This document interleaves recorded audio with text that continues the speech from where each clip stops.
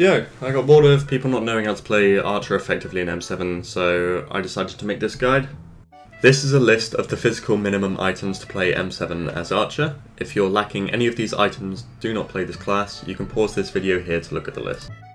Here are the extra items most people recommend. These items will help you a decent amount, reducing overall downtime and increasing efficiency. Finally, here are the items I personally recommend. None of these are needed, but do help with the quality of the run. For this next section, I'll talk about mods. A lot of mods do essentially the same thing for dungeons, but the mods I would recommend are SkyTills for the legit version of ESP on star mobs, dragon timers and split timers, Odin for its puzzle and terminal solvers, chat triggers for the following modules, better map for a good map and legit door ESP, Azured Client for gold or tick timings for pre-enter, and Dragprio for splitting.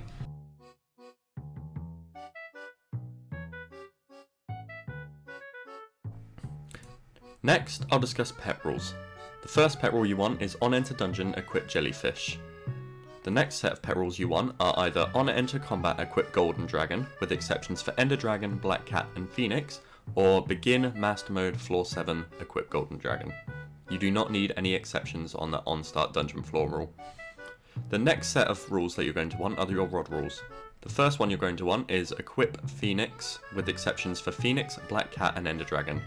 The next one is Black Cat, with exceptions for Black Cat, Golden Dragon and Ender Dragon. The final one is Equip Golden Dragon, with exceptions for Golden Dragon and Phoenix. You're also going to want 2 wardrobe rules, one of which is when you equip your Reaper, you want to equip your Golden Dragon, ideally with Antique Remedies, and the other one is equip your Ender Dragon, holding a Crochet plushie, when you equip your Necron. Before I move on to the guide, I should say that you should not be playing Archer or any other DPS class below Cat 50 if you want decent quality runs.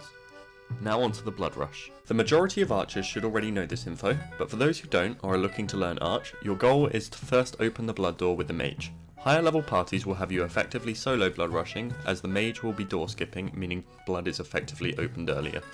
If the mage isn't door skipping, your priority should be clearing away from the door in mob rooms, allowing for the mage to clean up and open the door quickly. In mini boss rooms, the mage will rush the door as soon as possible whilst you kill the mini.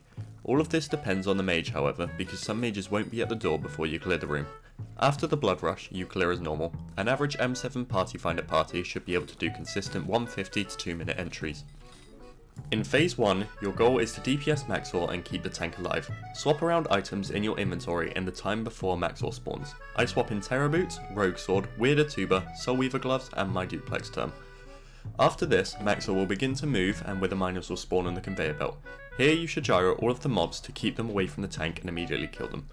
Once the tank has lured Maxor into the laser, lower his health to as close to 200 million as possible without reaching it.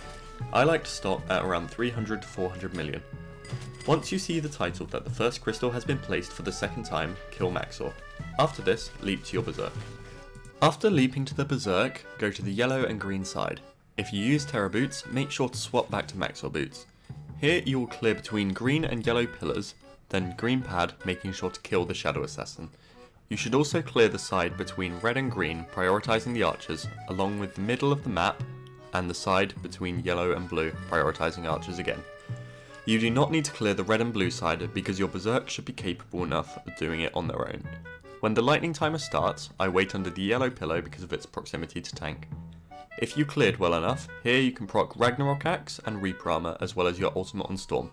Your damage on Storm matters, but the majority of the DPS on Storm is the mage. Your mage should have left one Wither Sentry alive in the clearing phase that they gyro under the green pillar. This allows you to proc the Archer Bouncy Arrow perk. Make sure to use Terror Boots again. If all of these things happen and your mage procs their Ragnarok Axe, you can save time by 1 ticking storm, meaning his HP goes from 1 billion to 450 million in a single health bar update. After this, run to the yellow pillar where you'll crush Storm again. This time, the pillar should stay partially up, allowing you to shoot the bottom of Storm due to the tank doing a pre-crush and clearing the yellow pad. After Storm is dead, swap back from Terror Boots to Maxor, equip a Bonzo Mask and leap to the healer. Archer's job in 3.1 is to pre-enter 3.2. Your only job here is to hit both levers, be in position to pre-enter, and blow up the gate using explosive shot before 6 seconds since phase 3 has started. You then pre-enter at either 6 or 9 seconds depending on your healer's Simon Says time. After you get to the pre-enter spot, make sure you're wearing your Bonzo mask and Maxor boots, have a Bonzo staff in your hotbar, and a rod out to switch your pet to Phoenix. Once you enter, you can see how long it will be until you die using the gold or tick timer. Once your Bonzo mask procs, immediately switch your pet to Phoenix and wait in the Archer pre-enter position. Once either the Phoenix procs or the gate falls, swap to your Black Cat. In 3.2, Archer does the 5th terminal and a lever, although this can vary by party, occasionally with Archer doing 4th terminal and stacking the 3rd. After 3.2 is completed, if your healer is pre-entering, leap to them and Bonzo from the wall to the next wall, dropping down to the 4th terminal. If your healer is not pre-entering, the only difference is you Bonzo to the first wall yourself.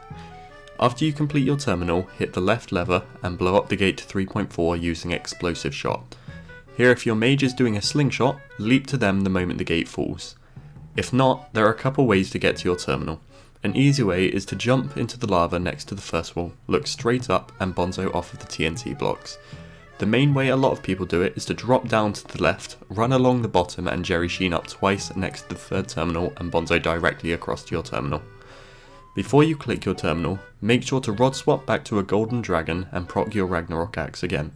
Once you complete your terminal, if the Berserk failed pre-4, help them complete it.